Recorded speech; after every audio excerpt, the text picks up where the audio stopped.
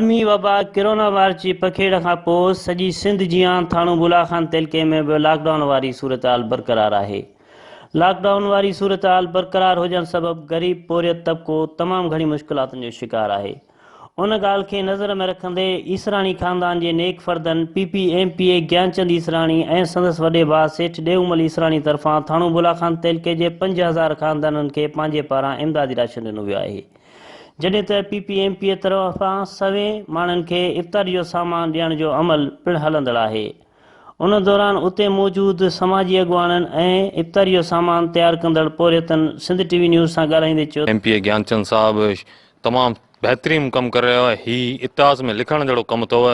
पहिरें रोज़े खां वठी इन तक़रीबन हर माण्हू खे इफ़्तारी लाइ सामान घर घर ताईं पहुचायो। थाणो बुलाखान, थाणो अहमद खान, सराणी जी महिरबानी। सभिनी रोज़नि वारे खे सामान ॾे थो अहमद खान, थाणो बुलाखान। असांजी बेरोज़गारीअ जो रोज़गार खुली वियो आहे।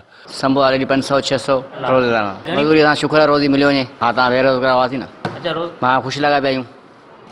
ज्ञानचंद ईसराणी खे महिरबानी शुक्रिया। हिकु ॾींहुं न असीं त चऊं था हिकु ॾींहुं माण्हू हिकु ॾींहुं खाराए, 2 ॾींहं खाराए थकी थो पवे, पर हिन 2 महीना थिया आहिनि। पहिरीं बिरयानियूं हलायूं, हींअर रोज़नदारनि लाइ तमामु सुठो कमु करे पियो। असीं त ख़ुशि आहियूं त असांखे बि त इहो हूअं वांदा वेठासीं, फुर्सत असांखे मिली पई त वांदे वेहण खां त इहो असांजो चवणु इहा आहे त असीं दुआऊं करे सघूं था। इलाही बेरोज़गार बि आहिनि, वीचारा वांदा वेठा आहिनि।